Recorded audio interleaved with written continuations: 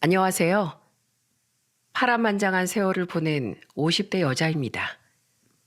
비교적 평범하게 살아왔던 전 결혼 후에도 남편과 착실히 돈을 모으며 아이를 낳고 시댁 식구들과 적당히 화목한 관계를 유지하며 사는 지극히 평범한 삶을 이어가게 될 줄 알았어요. 물론 남편과의 관계는 여전히 좋고 아들과 저희 집안엔 아무 문제도 없지만 문제는 시댁이었죠. 물론 세상의 모든 사람이 다 내 마음에 들 수 없는 일이지만 시댁엔 제 뒷골을 당기다 못해 노상 분노를 유발케 했던 문제아들이 있었습니다. 그건 두 동서와 시동생들이었어요. 그 사연은 바로 그 네 인간들과 얽히고 설켰던 지난날에 관한 이야기입니다. 그리고 그들의 이야기와 더불어 마찬가지로 잊을 수 없는 시부모님과의 추억까지 덧붙여 사연을 풀어보도록 하겠습니다. 저는 소개팅으로 만난 2살 많은 남편과 3년을 연애하고 35살에 결혼했어요.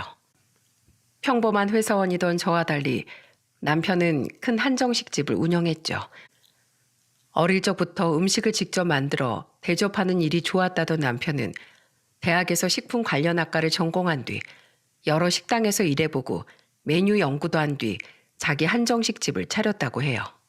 물론 평범한 메뉴들도 많았지만 남편이 개발한 퓨전 스타일의 정갈한 한식은 젊은 층의 손님들 또한 사로잡았기에 남편의 식당은 꽤나 장사가 잘 됐죠. 꿈을 향해 끊임없이 노력해 성공을 쟁취한 남편이 저는 굉장히 멋지다고 느꼈습니다. 저희 부모님과 두 오빠 또한 좋은 사람을 만난 것 같다며 결혼을 흔쾌히 허락해 주셨습니다. 결혼 후 저는 친정 부모님보단 시댁 식구들과 훨씬 자주 왕래하며 지냈어요. 친정은 먼 지방인 반면 시댁은 저희 신혼집과 멀지 않은 같은 서울이었거든요. 시댁엔 시부모님과 두 시동생, 막내인 시누이가 함께 살고 있었습니다. 시동생들과 시누이는 각각 남편과 나이 차이가 무려 6살, 8살, 10살까지나 났습니다.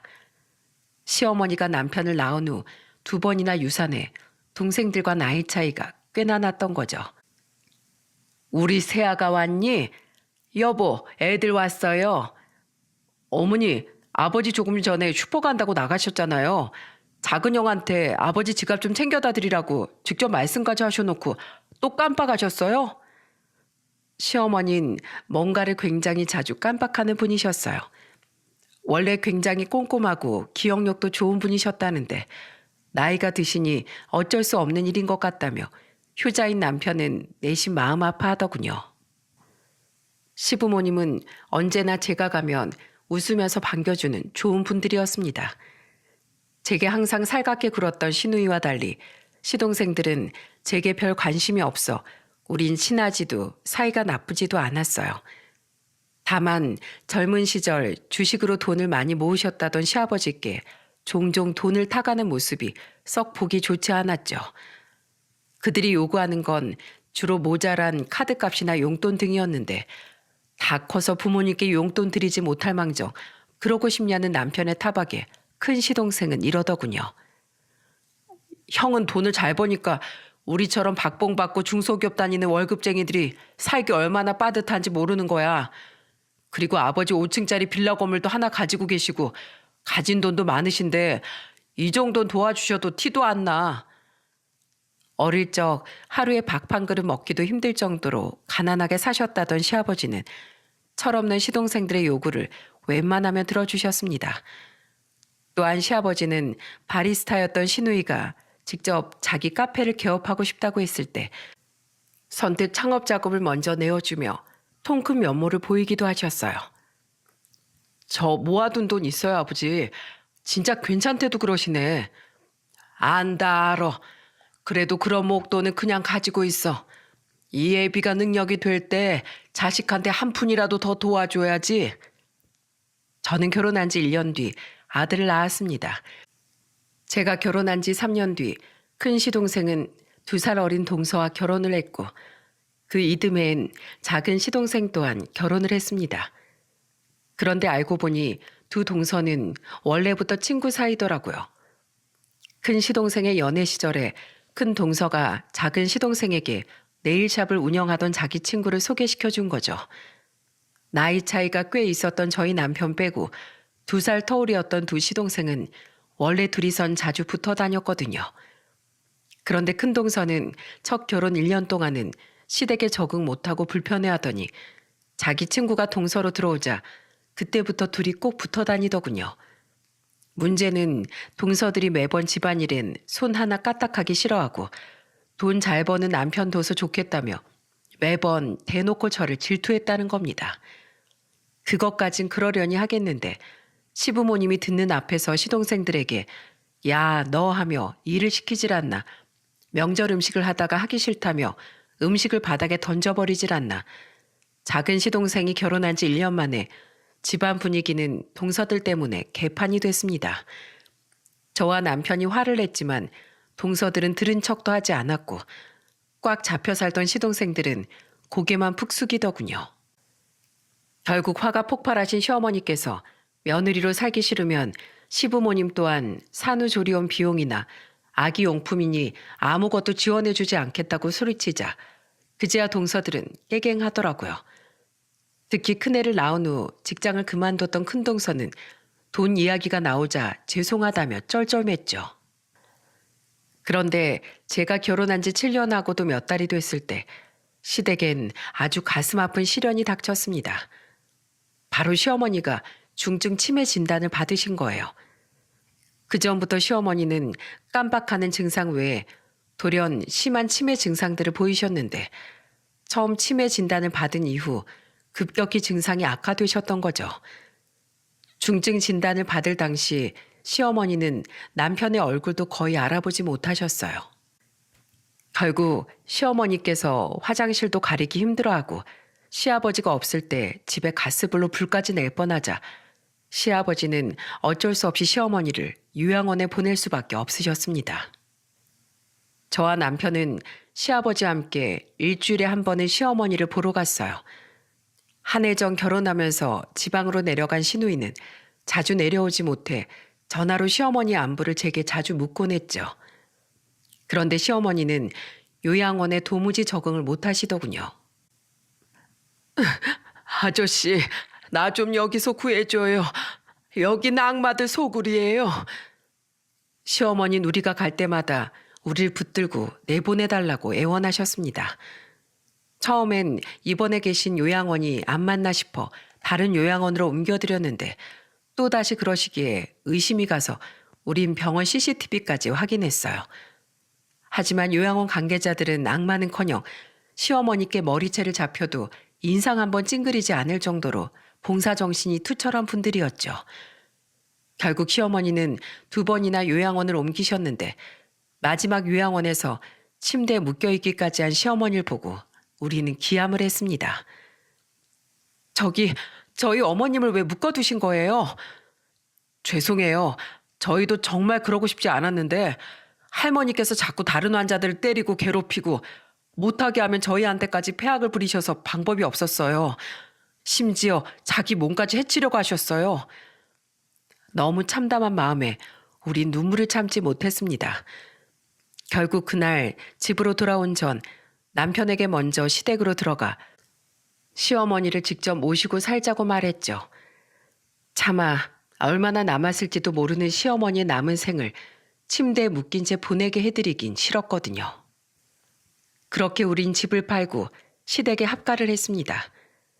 저는 2호점까지 내서 정신없던 남편 대신 시어머니의 간병을 위해 일을 그만두었고 남편과 시아버지는 제게 몇 번이나 고맙고 미안하다며 눈물을 흘렸습니다. 그 뒤 전 시어머니가 돌아가시기 전까지 무려 5년 동안 시어머니를 보살폈습니다. 어머니 왜 이러세요? 나쁜 년.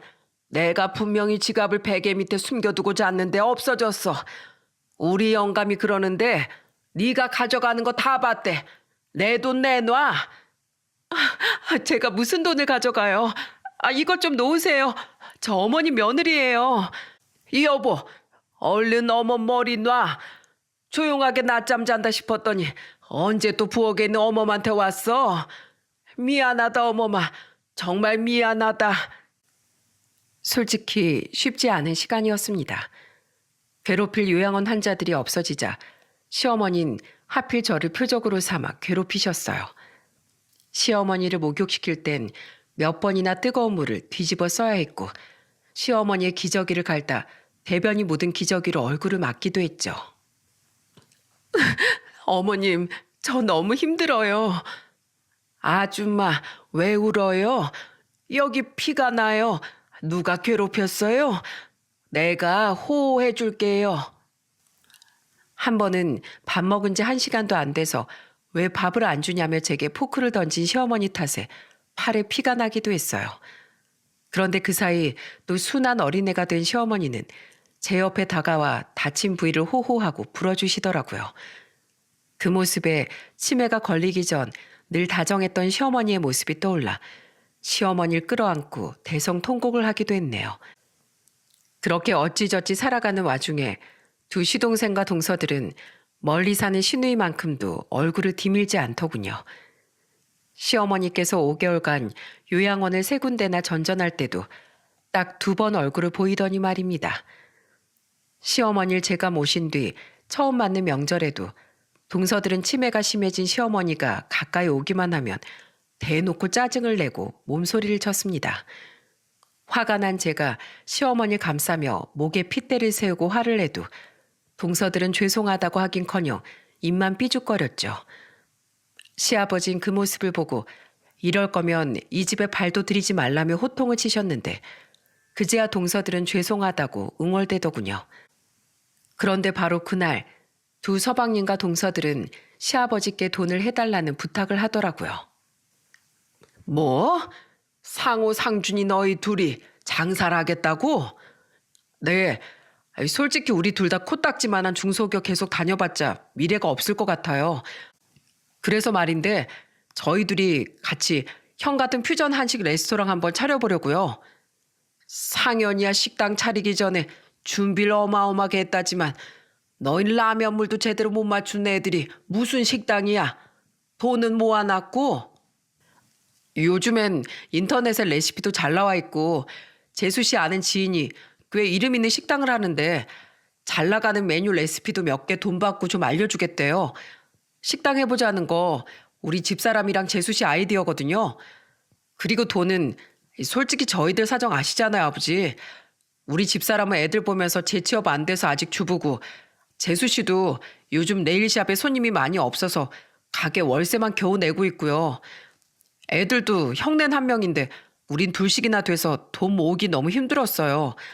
그래서 말인데요, 아버지. 저희 창업 자금 좀 지원해 주시면 안 될까요?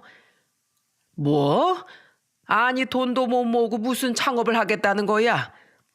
그러니까 아버지가 좀 도와줬으면 좋겠다는 거죠.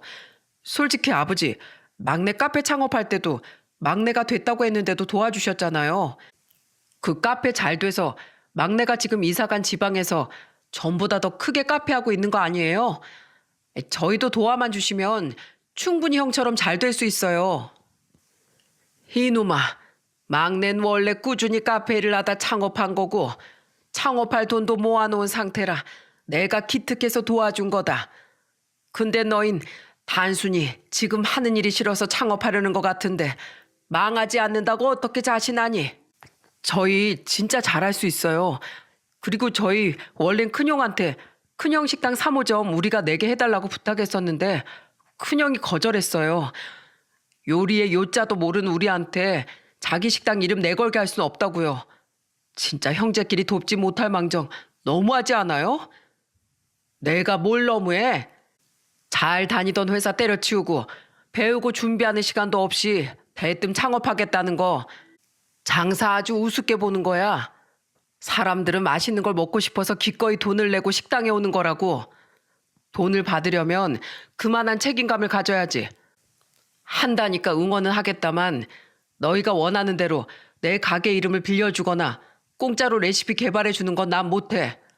그리고 돈도 없으면서 창업하겠다고 그 난리를 쳤던 거야? 너희 내가 예전부터 말했지? 아버진 봉이 아니라고. 그럼 뭐 어쩌라고? 평생 이렇게 밑바닥 인생으로 살라고? 형이 도와주지 않을 거면 초치지나 마. 동서들은 옆에서 괜히 저를 째려보며 맞아요 하고 맞장구를 치더군요. 결국 시아버지는 시동생들의 창업을 도와주셨습니다. 시누이는 도와줬는데 시동생들만 안 도와주기도 좀 그러셨다면서요. 그래도 좋은 마음에 팔아주려고 아들과 남편과 함께 저는 그 식당을 방문했었는데 메뉴들을 보고 기겁을 했네요. 뭐야, 거의 메뉴 이름까지 우리 식당하고 똑같잖아. 가게 이름만 다르다 뿐이지 완전 죄다 갖다 베꼈네. 남편 가게에 없는 메뉴들이 몇몇 있긴 했지만 대부분 남편 가게에 있는 메뉴들로 구성되어 있더라고요. 남편의 가게는 주로 정식 코스로 판매가 된다면 시동생들의 가게는 그 코스 요리들을 전부 단품으로 판매하고 있다는 것 하나만 달랐죠. 심지어 레시피를 모르니 대충 흉내를 내본 모양인데 음식에선 듣도 보도 못한 희한한 맛과 조미료 맛만 가득했어요. 베낀 건 둘째치고 맛이 없는데 식당이 제대로 될 리가 있겠습니까?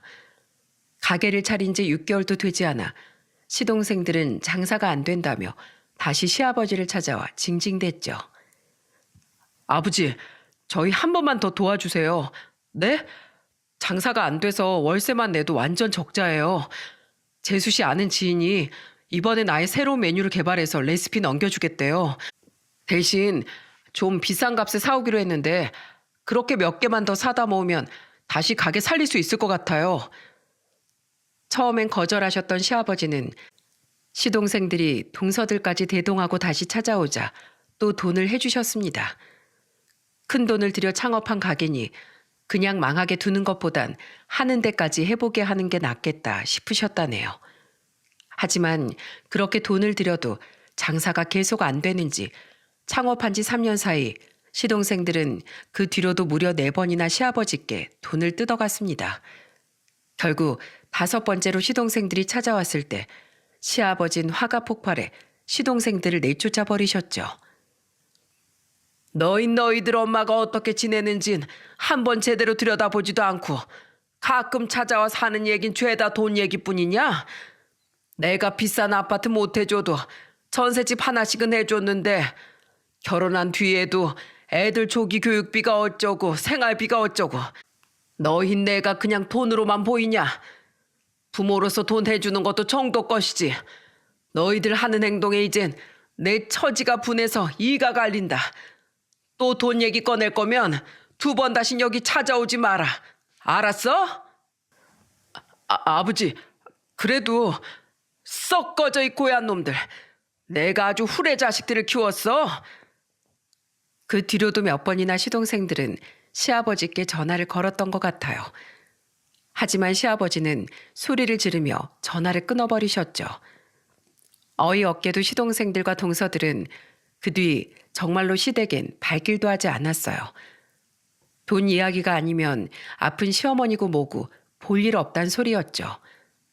기가 차서 제가 동서들에게 전화를 걸었는데 그때 큰동서는 제게 앙칼진 말투로 이러더라고요.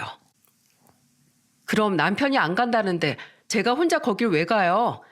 아버님이 오지 말랬다잖아요. 뭐 어쩌라고요? 우리 요즘 다행히 식당도 다시 잘 돼서 돈 빌릴 필요도 없거든요. 옛날부터 더럽게 혼자 착한 며느리인 척하긴. 안 그래도 명절마다 치매 시어머니 상대하느라 짜증났는데 이참에 어머님 안 봐도 되고 오히려 전 좋네요. 앞으로 볼 일 있으면 제 남편한테 전화하든 하고 저한텐 전화하지 마세요. 작은 동서는 아예 제 전화를 받지도 않았습니다. 제가 동서들 얘기를 하며 화내니 남편 또한 화난 목소리로 이러더군요. 내버려둬. 나도 그놈들한테 전화해봤더니 뭐 아버지한테 실망했다느니 어쨌다느니 개소리만 늘어놓잖아 이 개자식들. 아버지도 차라리 걔들 눈에 안 보이는 게 속이 편하다고 하시고 나도 그런 놈들 더 이상 동생 취급하고 싶지도 않아. 알아서들 살라고 해. 다시 시동생들과 동서들을 마주하게 된 건 그로부터 약 1년 뒤 돌아가신 시어머니의 장례식 때였습니다. 부모님의 장례식이니 연락은 해야겠다 싶어 남편이 연락을 했던 거죠.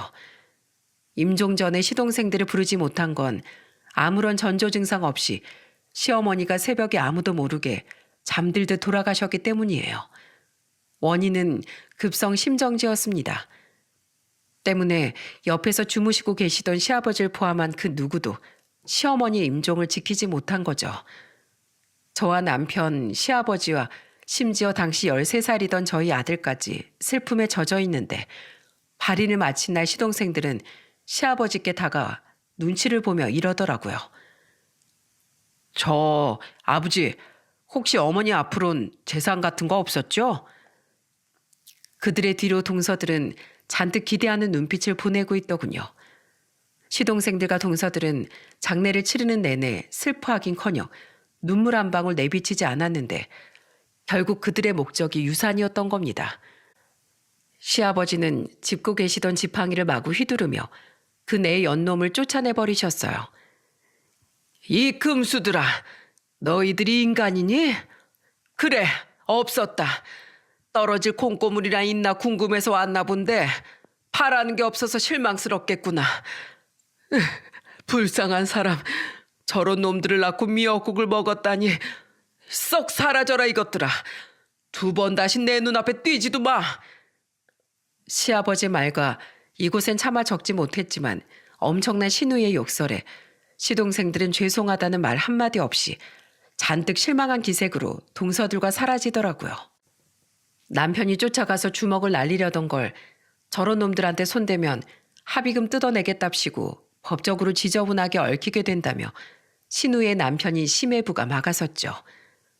그 뒤 3년 동안 우린 완전히 네 사람과 연락을 끊고 지냈습니다. 시어머니를 잃은 마당에 자식들과 영영 인연까지 끊겼으니 저는 상심한 시아버지가 걱정됐어요.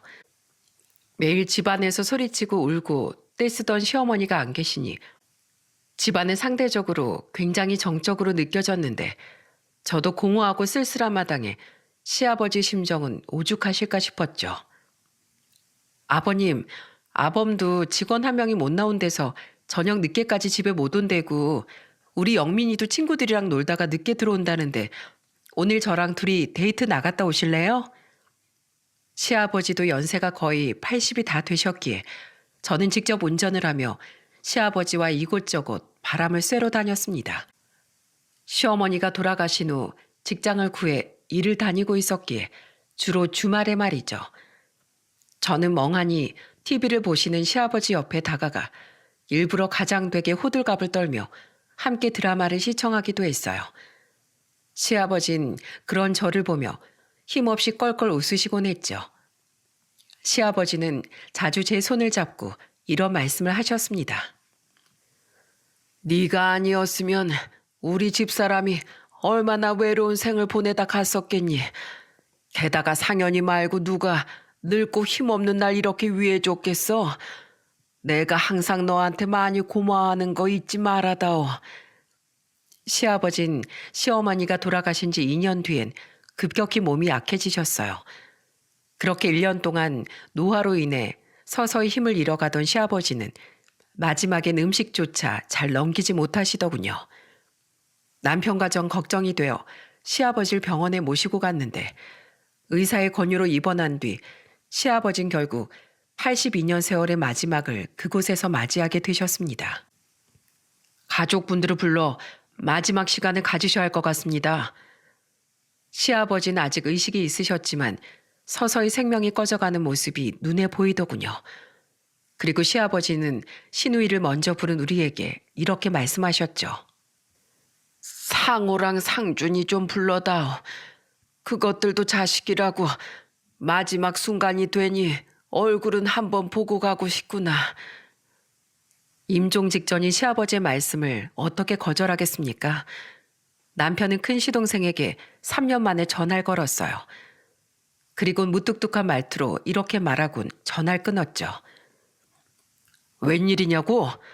나도 너 같은 놈한테 전화하고 싶지 않았어. 아버지가 위독하셔. 그래도 자식이라고 너랑 상준이를 찾으시네. 걔한테도 연락해서 병원으로 얼른 와. 그래도 아버지라고 임종은 지키려고 했는지 남편이 전화를 한 지 채 2시간도 되지 않아 시동생들과 동서들은 병원에 도착했더라고요. 비록 조카들은 데려오지 않았지만 지방에서 올라오고 있던 시누이보다 먼저 말이죠. 그런데 도착하자마자 동서들이 시아버지께 뭐라고 말했는지 아십니까? 아버님, 저희랑 올해 왕래 안 했다고 혹시 유산 적게 나눠주시려는 건 아니죠? 저희는 오고 싶었는데 오지 말라고 한 건 애초에 아버님이니까 괜히 돈으로 치사하게 구시면 안 돼요. 아셨죠? 재산 분배는 똑바로 해주세요. 맞아요, 아버님. 오늘 내일 하시는 마당에 심보를 곱게 쓰고 가셔야 천국도 가고 어머님도 만나지 않겠어요? 하긴 요새 세상이 좋아져서 어차피 아버님이 안 주셔도 저희가 소송 걸어서 똑같이 n분의 1은 못해도 저희가 받을 목 챙겨받을 순 있다던데. 여보, 우리랑 작은 아주버님네랑 다 돈 받을 수 있는 거 맞지? 저 정말 기절하는 줄 알았습니다. 사람이 돼서 어떻게 임종을 앞둔 분에게 저딴 식으로 말할 수 있답니까? 거기다 대고 두 시동생은 고개를 끄덕이며 이러더라고요. 그럼 받을 수 있어. 아버지, 그렇다고 해도 웬만하면 마지막까지 얼굴 붉힐 일 없게 정확히 4등분해서 나눠주세요. 네? 아버지, 솔직히 부모가 돈 버는 게 자식들 다 남겨주러 가는 거지 다른 이유 있어요? 어차피 그럴 거 기왕이면 자식들이 필요할 때 미리 좀 달라고 했던 건데 우릴 쫓아내기까지 해서 저희도 많이 서운했어요. 그러니까 마지막엔 자식들 마음 상할 일 없게 좋게 좋게 마무리하자고요. 저는 놀라기도 했지만 시아버지가 너무 상처를 받으셨을 것 같아 시아버지의 손을 꼭 잡아드렸어요. 남편을 흘끔 보니 남편의 주먹은 부들부들 떨리고 있었죠. 당시 16살이던 우리 아들 또한 기함을 하며 그런 남편의 어깨를 붙잡고 있더라고요. 우리가 이 정도인데 시아버진 오죽하셨겠어요? 시아버진 힘이 없는 와중에도 분노하셨는지 숨이 찬 듯 힘겹게 입을 여셨습니다. 너희들은 마지막까지도 날 돈으로만 보는구나. 너희들은 내가 니들 엄마랑 같이 널 키우려고 얼마나 고생했는지 눈꼽만큼도 몰라. 안다면 이럴 수가 없어. 원래 이 정도까진 아니었는데 결혼한 뒤로 너흰 눈에 띄게 변했다. 게다가 며느리들 말에 현혹돼 식당을 차린 뒤론 그저 돈, 날 돈으로만 봤지. 며느리들 치맛바람에 쌓여가지고 부모도 못 알아보는 너희들은 더 이상 내 자식도 아니다. 그래도 평생 키운 정이 있어 마지막으로 한 번은 보고 싶었는데 얼굴 봤으니 됐다. 가라. 그래도 마지막 모습 봤으니 미련 없이 갈 수 있겠구나. 저는 시아버지의 눈물을 가만히 닦아드렸습니다. 시아버지의 마지막 원망에도 눈 하나 깜빡 않고 시동생들은 오히려 비아냥대며 이렇게 말하곤 동서들과 함께 병실을 나서려고 하더군요. 네, 알았어요. 끝까지 우린 미운 자식이다 이거죠? 야, 가자. 아버지, 설마 작은 형하고 저한테 돈 한 푼 안 남겼다고 해도 어차피 우린 법적으로 우리 목 받아낼 수 있어요. 그래도 혹시나 싶어서 물어보려고 와봤는데 역시는 역시네요. 말씀하시는 거 보니까 우린 형하고 막내랑 똑같이 못 받을 것 같은데 뭐 최소한의 몫은 법으로 받을 수 있으니까 신경 더 안 쓸게요. 옛날부터 아버진 큰형하고 막내만 예뻐하셨잖아요. 우린 이만 가볼게요. 장례식 때 영정사진으로나마 다시 봬요. 여보 가자. 잠깐 다들 거기 좀 서봐요. 그리고 그들을 불러세운 사람은 바로 저였습니다. 도저히 그 내 연놈을 그대로 보낼 수가 없겠더라고요. 인연을 끊긴 끊더라도 그 내 인간들에게 욕이라도 한 바가지 해야 속이 후련할 것 같았죠. 저는 시아버지의 손을 놓고 일어나 그들을 향해 똑바로 마주선 채 속사포처럼 말을 내뱉기 시작했어요. 이 싸가지 없는 연놈들아. 니들 오늘 아버님만 아니었으면 멀쩡히 두 발로 이 병실에서 못 걸어 나갔을 줄 알아. 알았어? 사람도 아닌 것들이 사람처럼 두 발로 걸어 다니는 거 꼴보기 싫어서라도 내가 아주 곤죽을 냈을 거라고. 뭐라고요? 형님, 지금 그거 우리한테 하는 말이에요? 미치셨어요? 미쳤어. 감히 우리 아버님 가슴에 마지막까지 대목 박은 니들한테 열받아서. 왜? 내가 입에서 나오는 대로 짓거리니까 놀랐어? 큰동서 맨날 개무시 짜증난다 더럽다 하면서 뇌에서 나오는 대로 막말하고 다녔었잖아. 난 뭐 그러면 안 돼? 어때?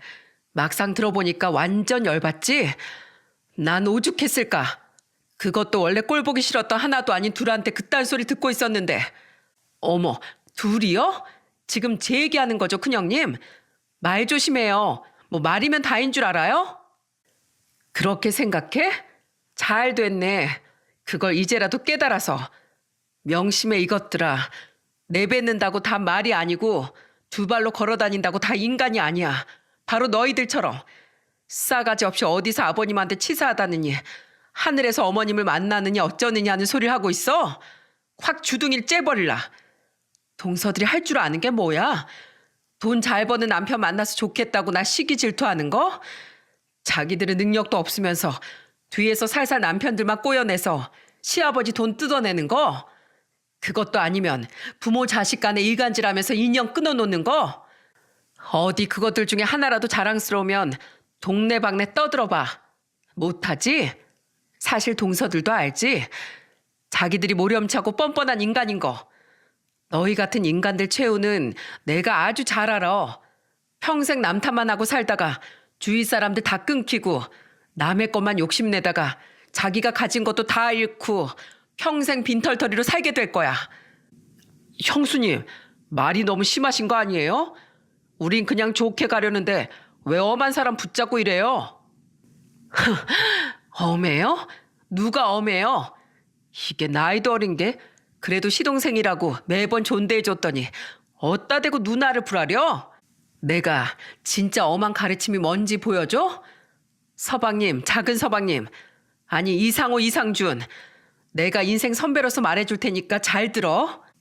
평생 니들 위해서 조건 없이 그 큰 돈을 턱턱 내줄 사람이 너희들 인생에 아버님 말고 앞으로 또 있을 것 같아? 아니? 너흰 지금 욕심하고 여자에 눈 멀어서 니들 인생을 그 누구보다 걱정했던 마지막 한 사람의 애정을 짓뭉개 버린 거야. 그런 너희들한텐 앞으로 1000벌이 100번은 더 내려줘도 모자라다고. 너희들한테 내려질 1000벌 중에 가장 큰 벌이 뭘지 내가 예언해 줄까? 니들 아내라는 저 인간들처럼 가진 거 다 잃고 땅을 치면서 후회할 때 그제야 비로소 마지막까지 그래도 자식이라고 너희를 보고 싶어 했던 아버님이 그리고 평생 너희들의 사랑으로 길러주신 어머님이 떠오를 거야. 그제야 후회하겠지. 기댈 곳 하나 없을 때 어머님 아버님이 보고 싶어서 땅을 치고 울겠지. 그때 아무리 목나 울어봐라. 니들 주위에 누가 남아있나. 이 버러지 같은 것들아. 이제 난 할 말 다 했으니까 나가. 꼴도 보기 싫어.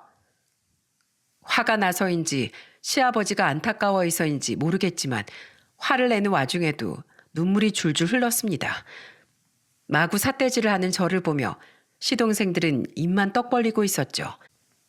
그런데 그때 갑자기 욕을 잔뜩 얻어먹으니 분했는지 큰동서가 제 머리채를 잡더군요. 야, 네가 여기서나 맏며느리지. 밖에 나가면 그냥 노땅 주제. 자꾸 누구 인생을 망할 거라고 저주해? 안 그래도 내가 너 벼르고 있었는데 맛 좀 봐라. 이런 말하긴 그렇지만 저 키 157에 60kg 나가는 덩치 있는 여자입니다. 창피하지만 아들 낳고 쪘던 살이 여태 잘 안 빠져 더 찌지만 않게 유지 중이었거든요. 그런 제가 그런 말라깽이한테 당하겠습니까? 저는 머리털 뽑힐 각오하고 큰 동서를 발로 뻥 하고 차버렸어요. 맞은 데가 꽤나 아팠는지 큰 동서는 순식간에 손에 힘이 풀린 채 나가 떨어졌죠. 네가 먼저 내 머리채 잡았다. 이거 정당방이야. 작은 동서는 그것도 친구라고 병실 문 앞까지 튕겨져 나간 큰 동서에게 달려가더군요. 그냥 나가긴 뭔가 분했는지 두 시동생은 주춤대며 저를 노려봤는데 그런 제 앞을 막아선 사람이 바로 제 남편이었습니다. 남편은 화를 꾹 참으며 시동생들의 뒷목을 한 손에 하나씩 잡아들곤 이렇게 말했죠. 너희들, 내가 가만히 있으니까 가만히 갔지? 내가 말로 할 때 조용히 돌아가. 아버지 조용히 보내드리고 싶으니까 지금 잡힌 뒷목부터 아작나고 싶지 않으면 가라고. 알았어? 이 길 가다 벼락 맞을 놈들아. 남편은 시동생들을 휙 밀어 병실 밖으로 내쫓아 버렸습니다. 두 동서는 남편들이 쫓겨나자 허둥지둥 그 뒤를 따라 도망갔죠. 그제야 저는 화를 가라앉히고 눈물을 흘리고 계시는 시아버지께 사과드렸어요. 죄송해요, 아버님. 이런 모습 보였으면 안 되는데 제가 너무 화가 나서 그만. 괜찮다. 네 성품이 워낙 곱고 따뜻해서 그런 거 내가 다 안다. 나 대신 시원하게 화내줘서 고맙구나, 어머마. 그 뒤 시아버지는 얼마 버티지 못할 거라던 의사의 말과 달리 무려 8일 뒤에 조용히 세상을 떠나셨습니다. 마지막으로 눈을 감고 계신 모습이 마치 마지막만은 편안히 가셨던 시어머니 얼굴과 겹쳐 보여 뜨거운 눈물이 흘렀죠. 시동생들과 동서들은 우리와 말 한 번 안 섞으면서도 장례식장을 3일 내내 지켰어요. 웬일인가 했더니 장례식이 끝난 후 내 연놈은 자기들에게 들어온 부조금을 장례 비용으로 한 푼도 내지 않고 모조리 가져갔죠. 얼마나 얄미웠으면 시누이는 빈 부조금 봉투를 모아놨던 걸 그들 얼굴에 내던지며 부처님 제빠까지 탐낼 쌍놈들이라고 욕을 했다니까요. 시아버지의 사망 신고를 마친 후 저는 생전 시아버지께서 제게 알려주신 변호사님께 연락을 드렸습니다. 시아버지는 언젠가 자신이 세상을 떠나게 되면 연락해보라며 돌아가시기 6개월 전 제게 변호사님의 번호를 알려주셨거든요. 그땐 시아버지께서 벌써 스스로 임종을 준비하시는 것 같아 슬픈 마음에 유산에 관한 문제는 여쭤보지도 않았죠. 서울 외곽에 있는 시아버지 명의 5층짜리 빌라 세입자 문제로 처음 시아버지를 만났었다던 변호사님은 자식들이 모두 모인 자리에서 시아버지 유언장을 공개했습니다. 시아버지는 저와 남편이 모두 출근했던 어느 날 혼자 변호사님을 찾아가 친필 유언장을 작성하셨더라고요. 법적인 문제가 없도록 변호사님께 일일이 물어가며 아주 꼼꼼하게 작성을 하셨다고 해요. 그곳엔 시아버지의 인감도장까지 확실히 찍혀 있었죠. 시아버지는 5층 건물을 처분한 돈과 모든 재산을 시누이와 남편에게 절반씩 남기셨습니다. 그리고 두 시동생에겐 각각 단돈 3천만 원을 물려주셨죠. 이병철님께선 이런 말씀도 남기셨어요. 마음 같아선 두 아드님께 한 푼도 주기 싫은데 남은 손주들이 걱정돼서 학비라도 남겨주고 싶다고요. 마지막까지 이병철님께선 남은 손주들만은 많이 걱정하신 겁니다. 장난해요? 3천? 아버님 해도 너무하신 거 아니에요? 여보, 우리 작은 서방님이랑 같이 소송 걸자. 이건 너무 터무니없는 금액이잖아. 이걸 누구 코에 붙이라고? 아, 진짜 아버지 끝까지 우릴 물먹이시네. 변호사님, 우리가 법적으로 받을 수 있는 유류분 청구 소송인가 뭔가 그거 하면 아버지 유산 이거보단 더 받을 수 있죠? 네? 소송 거시는 건 자유죠. 근데 그동안 두 분이 부친 게 여러 번 받아간 금액이 상당하다고 들었습니다. 그게 다 미리 두 분께 준 증여재산으로 분류돼서 아마 돌려받을 수 있는 금액은 없으실 겁니다. 어떻게 당신이 받을 수 있을 거라고 큰 소리 뻥뻥 쳤잖아. 소송을 해도 돈을 더 받기 힘들 거라는 변호사님의 말에 우습게도 그 자리에서 내 연놈은 말싸움을 벌이더라고요. 이후 시동생들은 정말로 우리에게 소송을 걸었지만 변호사님의 말처럼 돌려받을 수 있는 금액은 한 푼도 없었습니다. 그렇게 소송이 마무리된 후 그들과 인연을 끊고 살고 있는데 시아버지가 돌아가신 지 햇수로 3년이 지난 얼마 전 작은 시동생에게 전화가 걸려오더군요. 받지 않으려다가 무려 4번이나 울리기에 빨리 받고 끊으려고 저는 전화를 받았어요. 여태 번호를 차단 안 한 제 자신에게 짜증이 났죠. 형수님, 전화 받아주셔서 감사해요. 큰형은 제 전화 무조건 안 받아줄 것 같아서 형수님께 이렇게 연락했어요. 다름이 아니고 제가 진짜 돈이 급해서 전화드렸어요. 저 사실 아버지 돌아가실 때 저희 식당이 진짜 완전 망하기 직전이었거든요. 그래서 진짜 돈이 급해서 아버지 유산으로라도 막으려고 했는데 그게 안 돼서 가게 망하는 것만이라도 막아보려고 저랑 작은 형이랑 대출까지 엄청 받았어요. 예전에 아버지가 마지막으로 돈 못 빌려준다고 했을 때 어떻게든 가게를 살려보려고 방법을 찾다가 다른 동네에서 유명했던 식당 메뉴를 그대로 따라했거든요. 레시피 몰라도 가서 직접 먹어보고 나름대로 맛도 흉내내서요. 근데도 손님이 안 오길래 몰래 간판도 상호명도 거기 비슷하게 바꿨었어요. 법적으로 걸리지 않는 범위 내에서요. 그래서 손님도 끌고 오고 숨통이 겨우 튀었는데 아버지 돌아가시기 몇 달 전에 그 가게 사장이 우리한테 소송을 걸었어요. 근데 그 소송에서 질 것 같으니까 아예 그 사장이 인터넷 커뮤니티랑 커뮤니티에 우리 식당을 고발하는 글을 죄다 올려놨더라고요. 처음엔 그래봤자 어쩌겠어 싶었는데 사람들이 이런 가게는 혼나야 된다면서 불매운동을 엄청 하기 시작하더라고요. 그래도 꾸역꾸역 버텼는데 작년부터는 어떻게 알았는지 형 한정식 집 이야기까지 올라왔다니까요. 저 가게 처음 오픈했을 때부터 그랬다. 상습범이다. 자기가 좋아했던 식당이랑 메뉴가 비슷해서 먹어봤더니 맛은 최악이었다 하면서 누가 폭로를 했어요. 그 뒤에 줄줄이 폭로글이 이어지면서 저희 가게 유리창에 누가 라카 스프레이로 꺼지라느니 도둑들이라느니 이상한 글을 줄줄이 써놓고 문 닫으라고 포스트잇 붙이고 가고 하는 통에 완전히 장사 말아먹고 얼마 전에 문 닫았어요. 그래도 우리 남편은 그때 동생들이라고 참고 그냥 넘어가줬는데 그 짓거리를 또 했다고요? 가게 문 닫아도 싸네요. 그래서 뭐 지금 나한테 돈을 빌려달라고요? 그래도 망하기 전엔 돈 좀 벌었다면서요? 그게 작은 형수님이랑 우리 집사람이 워낙 사치가 심해서 그 둘 사치 감당하느라 작은 형이나 저나 거의 모아둔 돈이 없어요. 그래도 가게 문 닫고 작은 형은 오토바이 배달일 하면서 입에 풀칠을 하는데 문제는 저예요. 사실 제가 식당이 망할 것 같으니까 아버지처럼 주식으로 돈 좀 벌어보려고 집 담보로 대출까지 받아서 투자를 좀 했거든요. 진짜 확실한 정보라고 작은 형이 정보를 줘서요. 근데 그게 대폭 떨어져서 겨우 샀던 집까지 다시 날리게 생겼어요. 아낸 그거 알고 지금 애들 데리고 집 나가서 저한테 이혼 소송까지 걸었다니까요. 작은 형 그 나쁜 자식은 저한테 정보를 준 당사자라면서 자긴 저 몰래 조금 떨어지기 시작할 때 손에 쥐꼬리만큼만 보고 금방 빼버렸대요. 아이씨, 그걸 나한테도 말해줬어야죠.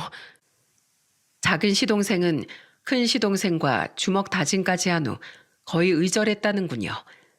지금은 딱히 받아주는 것도 없어 일용직을 전전하며 생활비를 벌고 있다는데 문제는 작은 동서가 재산 분할을 요구하며 동시에 위자료까지 청구했다는 겁니다. 집안을 말아먹은 유책에 대해 보상하라면서요. 시동생은 가게 망하고 남은 빚에 집 담보대출금까지 남은 상태에서 이젠 집까지 팔고 재산 분할과 애들 양육비, 거기다 위자료까지 줘야 할 판이니 발등에 불이 떨어졌던 겁니다.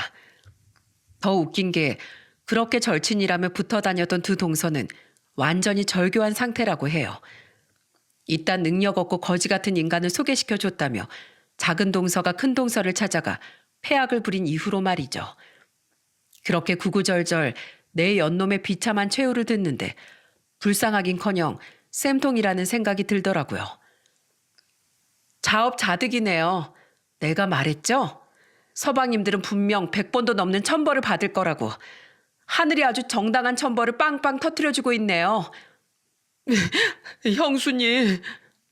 그렇게 부르지 말아요. 우리 남편한테 이제 동생은 우리 아가씨밖에 없으니까. 이보세요, 이상준 씨. 정신 차려요. 평생 그렇게 남의 것만 욕심내고 탐내니 끝이 좋을 리가 있겠어요? 그냥 쉽게만 얻고 베끼니까 인생이 쉬워 보였죠? 아버님의 재산, 다른 사람들의 레시피와 메뉴들이 얼마나 많은 노력과 인내 끝에 만들어진 건지 생각도 안 해봤을 거니까요. 그러니까 이제부터라도 제발 인생 좀 똑바로 살아보세요. 이혼하는 건 안 됐지만 그런 여자 이제라도 떼어낸 건 차라리 잘된 일이라고 생각하고요. 난 이제 가족도 아닌 이상준 씨 도울 생각 추호도 없으니까 앞으로 연락하지 마세요. 끊어요. 전화를 끊은 뒤 저는 네 사람의 연락처를 모두 차단했습니다. 나중에 제 이야기를 들은 남편은 노력 없이 뭔가를 얻은 놈들의 최후는 항상 비슷하다고 말하며 제게 잘했다고, 그리고 그런 전화를 받게 해서 미안하다고 말해줬네요. 그게 제가 아는 그들의 비참한 결말입니다. 그렇게 똘똘 뭉치더니 일이 잘못되니까 서로부터 탓했다는 게 우스우면서도 한심했죠. 그들과 연을 끊은 지금 우린 가끔씩 시누이 부부만 만나며 시부모님을 추억하며 살고 있어요. 저는 여전히 직장을 잘 다니고 있고 남편의 식당은 성황리에 운영되고 있죠. 저와 남편 그리고 올해로 고3이 되는 아들은 여전히 시부모님과 함께 살던 집에 살고 있습니다. 두 분이 돌아가신 지도 꽤나 지났는데 아직도 가끔씩 환청이 들리는 듯해요. 어머마 하고 저를 다정하게 부르던 시아버지 목소리와 저를 자주 힘들게 하셨어도 가끔 정신이 돌아올 때마다 미안하다며 펑펑 우시던 시어머니의 서글픈 울음소리가 말이죠. 비록 시동생들과 동서들 때문에 화도 많이 나고 시어머니를 모시던 시간이 힘겹긴 했지만 다시 시간을 되돌린다고 해도 저는 기꺼이 두 분의 맏며느리가 되고 싶네요. 두 분께서 저를 얼마나 아껴주셨는지 또 두 분이 얼마나 좋은 분들이셨는진 가장 예쁨을 받았던 제 자신이 누구보다 잘 알고 있으니까요. 저는 앞으로도 남편과 아들과 함께 그리운 시부모님을 추억하며 고령의 나이에도 아직 정정하신 친정 부모님께 더 많은 시간을 쏟으며 살아갈 예정입니다. 시부모님을 떠나보내고 나니 이제 정말 큰오빠와 함께 살고 계신 친정 부모님과의 시간도 얼마 안 남았음을 절절히 깨달았거든요. 세월이 흘러감에 따라 자꾸만 이별을 준비해야 하는 것이 서글프지만 만남이 있으면 끝도 있는 것이 어쩔 수 없는 인생의 슬픔이자 아름다움이기도 한 거겠죠. 여러분, 이렇게 제가 사연을 보내게 된 이유는 가지지 못한 것을 욕심내는 사람은 욕심에게 언젠간 잡아먹히는 법이라는 말을 하고 싶어서입니다. 남의 것을 탐하는 사람에게 질투란 자연스럽게 따라오는 것이고 욕심은 사람을 안다라고 조급하게 만들다가 결국 사리 분별까지 제대로 하지 못하게 변화시키죠. 그렇게 결국 눈이 멀고 가족이든 누구든 탐욕을 위한 도구로만 생각하게 되니 끝내 스스로 화를 자초하게 되는 것 같아요. 마치 제 동서들과 시동생들처럼 말입니다. 남의 것은 한없이 좋아 보이지만 그것을 얻기까지 그 사람이 얼마나 많은 인고의 시간을 보냈을지 깊게 생각해 보면 욕심에 잡아먹히는 일은 없을 거라고 생각해요. 그러니 우리 모두 욕심을 멀리하고 내가 걸어가는 길에 최선을 다하는 삶을 살았으면 좋겠습니다. 그리고 그 끝엔 다른 그 누구의 것보다 멋진 결과가 여러분을 기다리고 있길 바랄게요. 제 긴 사연을 들어주셔서 정말 감사드립니다.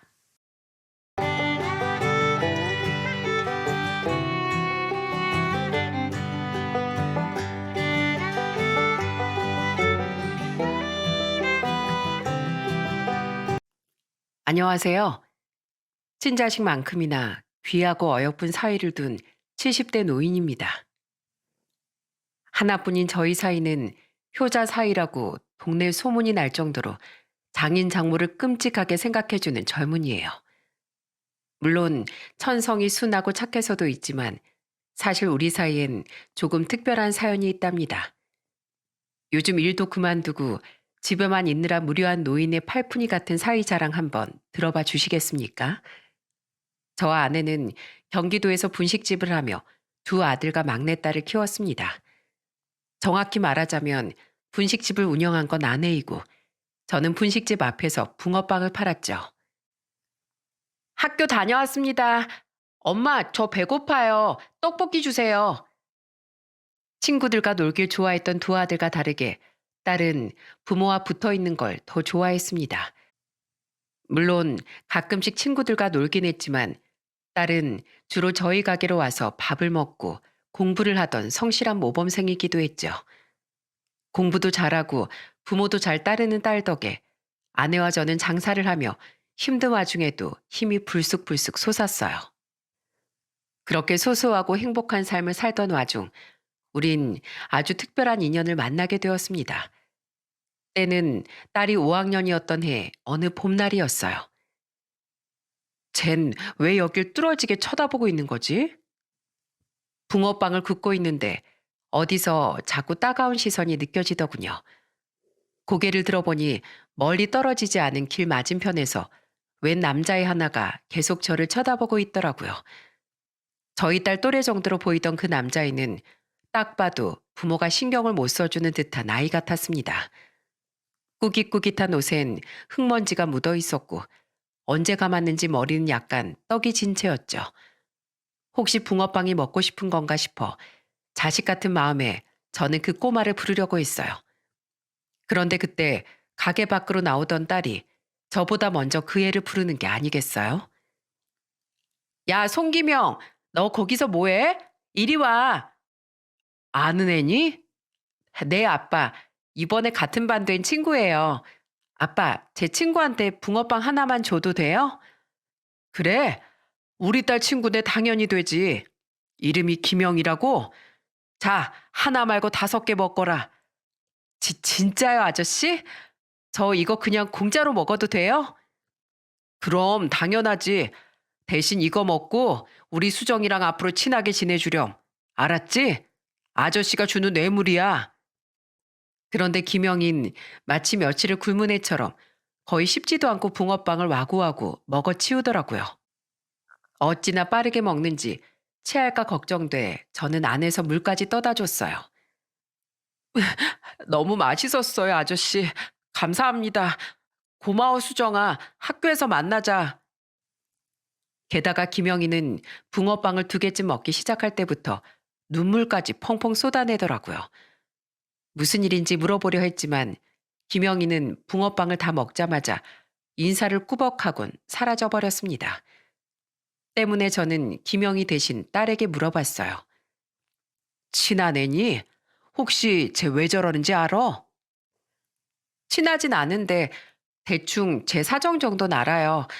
제 부모님 없이 할아버지랑 단 둘이서만 사는 앤데 할아버지가 병원에 입원하신 뒤로 혼자 지내고 있대요. 급식비도 못 내고 밥 사 먹을 돈도 없는지 학교 수도가에서 하루에 몇 번씩이나 수돗물로 배를 채우더라고요. 세상에 한창 잘 먹어야 될 나이의 남자애가 수돗물로 배를 채우고 있다니 얼마나 가슴 아픈 이야기입니까? 어느새 옆으로 다가와 함께 이야기를 들은 아내도 안타까운 표정을 감추지 못하더라고요. 아휴, 애가 얼마나 배고팠으면 붕어빵을 먹으면서 울어요. 딱하기도 하지. 수정아, 내일 학교 끝나면 그 애 데리고 와. 아빠가 수정이 친구로서 초대하고 싶다고 말하고. 알았지? 딱해서 밥을 챙겨주고 싶다고 말하면 어린 마음의 자존심이라도 상할까봐 저는 초대라는 말을 빌려 딸에게 말했습니다. 영특한 딸은 제 말뜻을 알아들었는지 다음날 친하지도 않았다던 김영희를 분식집으로 데려왔죠.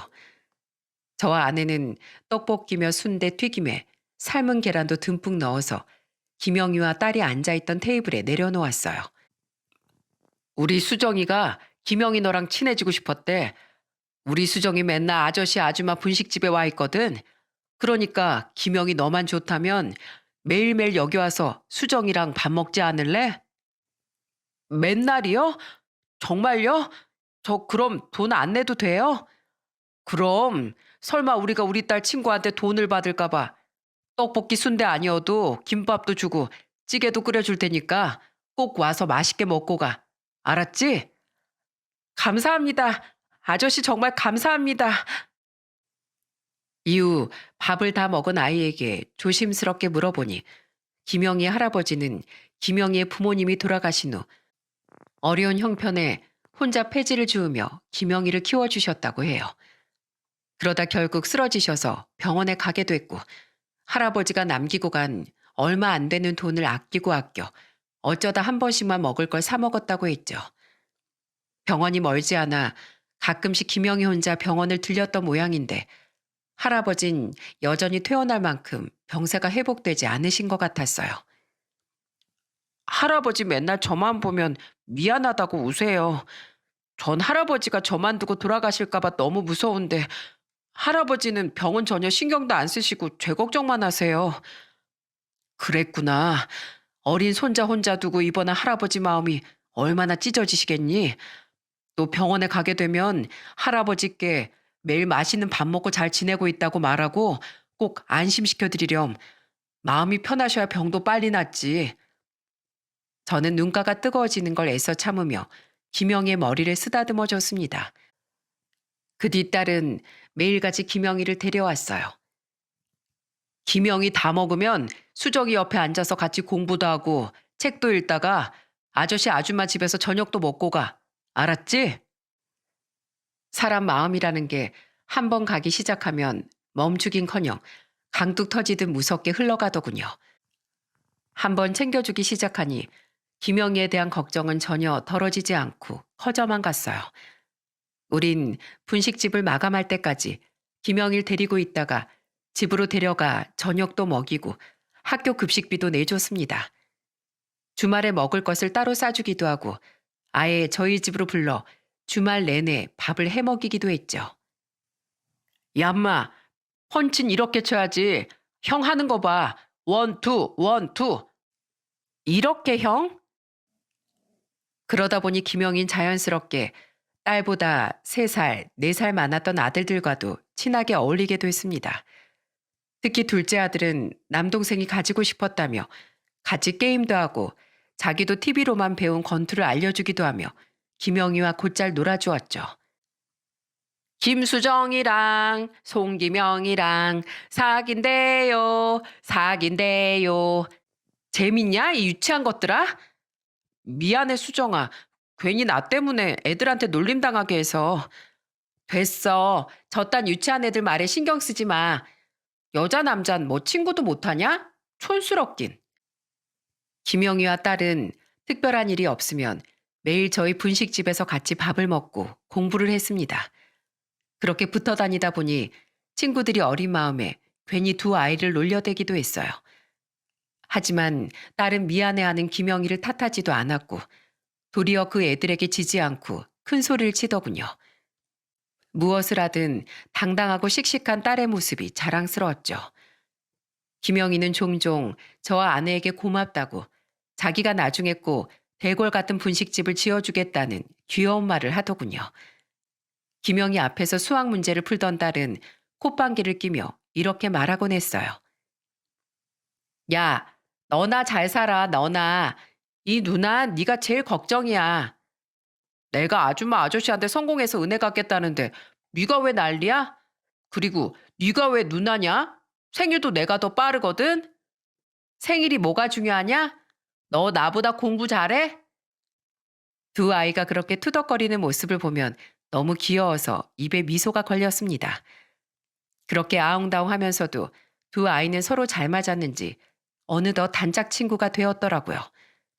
다른 무엇보다 아내와 저는 힘든 상황에서도 엇나가지 않고 저희 딸과 열심히 공부하는 김영희의 모습이 참 고마웠죠. 김영희를 챙겨준 지 6개월 정도 됐을 무렵 저는 아내와 김영희 할아버지의 병문안을 처음으로 갔었습니다. 그때 침대에서 일어나기도 힘들어하던 김영희 할아버진 거의 우는 목소리로 저희에게 고맙다는 말을 전하시더군요. 고맙습니다. 우리 김영희를 잘 챙겨주셨다고 들었어요. 할애비랍시고 혼자 남은 손줄 데려와서 기껏 한다는 게 나 혼자 병원에 편히 누워있고 애는 방치시켜둔 꼴이라 마음이 말이 아니었습니다. 아닙니다 어르신. 얼른 쾌차하시고 다시 김영희랑 오순도순 행복하게 사셔야죠. 김영희가 얼마나 착한지 그 어린애가 매일 할아버지 걱정뿐이더라고요. 애가 참 착하지요. 자기 애미를 안 닮고 애비를 닮아서 그럽니다. 전기 관련 일을 하던 우리 아들은 전봇대 작업을 하다 감전사로 애비보다 먼저 가버리고 어미라는 그 뻔뻔한 애는 과부로 살기 싫다면서 4살밖에 안 된 김영희를 두고 도망가 버렸어요. 저희 집 앞에 버려져 혼자 흙장난을 하고 있던 김영희를 발견했을 때 허무하게 간 우리 아들 생각에 눈물이 하염없이 흐르더라고요. 사장님, 사모님, 보고만 있어도 가슴 저린 우리 김영희 이렇게 잘 챙겨주셔서 정말 감사드립니다. 이 늙은이가 하늘에 가서도 이 은혜 절대 잊지 않을게요. 저와 아내는 몇 번이나 김영희를 따라 할아버지의 병문안을 갔습니다. 그리고 할아버진 결국 김영희가 중학교에 입학한 지 얼마 안 됐던 어느 날 조용히 자신의 아들 곁으로 떠나시고 말았죠. 저와 아내는 딸과 함께 장례식에 참석해 손주 걱정에 차마 눈을 편히 감지도 못하셨을 할아버지의 명복을 가슴 깊이 빌어드렸어요. 김영인 멀리 살던 고모의 손에 맡겨지게 되었습니다. 고모 집으로 떠나기 전날 김영인 저희 가게에서 마지막 밥을 먹고 난 뒤 쭈뼛거리며 제게 뭔가를 건네더군요. 그건 바로 얼마나 아껴뒀던 건지 잔뜩 꾸깃거리던 5,000원짜리 한 장이었죠. 아저씨, 제가 지금은 이것밖에 없는데요. 언젠가 꼭 이거 말고 더 큰 걸로 아저씨 아줌마한테 은혜 갚을 거예요. 그동안 아저씨 아줌마 덕에 저 쓸쓸하지도 않고 배도 골치 않았어요. 제 키가 20cm나 큰 것도 다 두 분 덕이에요. 아저씨가 만들어주시던 붕어빵 맛, 아줌마가 해주시던 떡볶이, 김밥, 국수, 찌개만 그 어떤 것도 평생 잊지 못할 거예요. 수정아, 그동안 거렁뱅이라고 친구들이 따돌리던 날 아무렇지도 않게 옆에서 챙겨줘서 고마워. 나랑 어울려주느라 다른 여자애들이랑 많이 못 놀았던 거 다 알고 있었어. 우리 나중에 꼭 성공해서 만나자. 알았지? 그땐 네가 나한테 잘해줬던 만큼 내가 너한테 더 잘해줄게. 잘 있어. 형들한테도 그동안 고마웠다고 인사 꼭 전해줘. 누가 너 때문에 여자애들이랑 안 놀았대. 나도 그냥 너랑 노는 게 좋았던 거거든. 고모네 가선 맨날 미안하다는 말 입에 달고 살지 말고 기 좀 펴고 지내. 울음을 꾹 참고 마지막 인사를 건넨 딸은 김영희가 정말로 떠나자 입을 크게 벌리고 어린애처럼 엉엉 울었습니다. 아무래도 2년간 1년에 365일을 거의 붙어 지냈다 보니 정이 많이 들어 서운했던 거겠죠. 당시엔 휴대폰도 보편화되지 않았고 김영희가 이사 간 지 6개월 뒤 우리도 멀리 떨어진 동네로 집도 분식집도 옮겼던지라 우린 김영희와 연락이 끊겼습니다. 딸도 우리도 살면서 가끔 김영희 생각이 날 때마다 인상이 좋아 보였던 김영희 고모를 떠올리며 부디 어디선가 잘 살고 있길 마음으로 바라곤 했어요. 우리 인생을 잠시 채워주었던 김영희가 떠나간 후에도 세월은 속절없이 흘렀습니다. 어느덧 아이들은 번듯하게 자라 대학을 졸업하고 회사에 취업해 어엿한 직장인이 되었죠. 그런데 문제는 큰아들이었어요. 너 한창 회사에 있을 시간 아니냐? 왜 벌써 들어와? 조퇴했어요. 몸이 좀 안 좋아서요. 먼저 들어가서 좀 쉴게요, 아버지. 아들은 언제부턴가 자꾸만 회사를 조퇴하고 집에 일찍 들어오더라고요. 가끔은 저와 아내가 괜히 보고 싶었다며 집으로 바로 안 가고 아내와 제가 옮겨서 장사하던 분식집으로 찾아오기도 했죠. 아들은 별일 아니라고 했지만 아무리 봐도 아닌 것 같아 저는 아들을 추궁했습니다. 결국 아들은 눈물을 흘리며 자신이 공황장애 진단을 받았다고 했어요. 처음 입사하고 나서 혼도 엄청나고 상사들 눈치도 많이 보다 보니까 그런 병이 온 것 같아요. 어떻게든 견뎌보려고 했는데 저도 모르게 조금만 긴장해도 숨도 제대로 못 쉬겠고 발작까지 일어나더라고요. 그럴수록 회사 사람들은 자꾸 아프다고 쉬러가고 조퇴하는 절 못마땅해 하고 있어요. 회사에서 제가 무슨 말만 하면 무시하고 요즘엔 아예 투명인간 취급까지 받고 있어요. 저도 정말 이런 제가 싫은데 너무 괴로워요. 아이고 이 녀석아. 그런 일이 있었으면 진즉에 이 아버지한테 털어놨어야지. 혼자서 얼마나 속을 끓였을 거야. 말하면 아버지랑 엄마한테까지 한심한 인간 취급받을까 봐 두려웠어요. 아버지, 왜 전 아무짝에도 쓸모없는 한심한 놈으로 태어났을까요? 다른 사람들은 평범하게 회사도 잘 다니고 인생도 문제없이 사는데 왜 저만 이렇게 하자가 가득하냐고요. 전 제 자신이 너무 원망스럽고 미워요. 그런 말 마라. 어? 사람은 누구나 힘든 시기가 있는 거야. 지금 다니고 있는 병원 열심히 다니고 약 먹고 치료받다 보면 금세 이겨낼 수 있을 거다. 아들은 공황장애 우울증까지 심한 상태였어요. 끝내 아들은 회사 생활을 버티지 못하고 퇴사를 했고 그로 인한 스스로에 대한 원망과 자괴감에 빠져 방 안에만 틀어박혀 지내더군요. 저는 아들이 잘못될까봐 너무 두려웠습니다. 어떻게든 아들을 도와주려 중간중간 일을 쉬면서까지 아들을 병원에 데리고 다니고 밖에 경치를 보여주러 다니는 등 힘을 북돋아주려 노력했어요. 하지만 아들은 결국 스스로 극단적인 선택을 하고 말았어요. 사회 초년생으로 발돋움한 지 얼마 되지도 않은 고작 나이 27살의 말입니다. 엄마, 아버지, 죄송합니다. 하지만 저같이 사회가 필요로 하지 않는 부적응자는 두 분께도 짐만 될 뿐이에요. 저 같은 자식은 차라리 없는 게 두 분 인생에도 도움이 될 겁니다. 힘들게 낳고 길러주셨는데 이런 못난 인간으로 자라 무책임하게 떠나버리는 절 절대 용서하지 마세요. 이 불효자는 얼른 잊으시고 부디 오래오래 행복하시길 바랍니다. 아들이 남긴 유서는 간결하기 그지없었습니다. 아내와 저는 그 짧은 유서를 끌어안고 세상이 떠나가라 오열했죠. 심지어 아내는 아들의 시신을 보자마자 충격을 받은 나머지 그 자리에서 실신하기까지 했어요. 장례식장에서 아들의 영정 사진을 보며 저는 수도 없이 원망의 말을 내뱉었습니다. 이놈아, 이 아비가 말하지 않았냐? 누구나 인생의 고비가 한 번씩은 찾아오는 거라고. 너에겐 힘이 돼줄 동생들도 부모도 전부 다 곁에 있었는데 뭐가 그렇게 버거워서 급히 가버린 거냐? 정혁이 이놈아, 제발 돌아와다오. 자식이 없는 게 낫다고 생각할 품은 세상 천지 어디에도 없다. 세 아이 중 가장 먼저 만났기에 태어나기 전에도 후에도 우리 부부의 가슴을 가장 벅차게 했던 큰아들의 죽음은 우리에게 너무나 큰 충격을 안겨주었습니다. 작은 아들은 퇴근하기만 하면 자기 형 방으로 들어가 밤새도록 흐느꼈고 대학생이던 딸은 병상에 들어누운 아내를 간병하느라 바빴죠.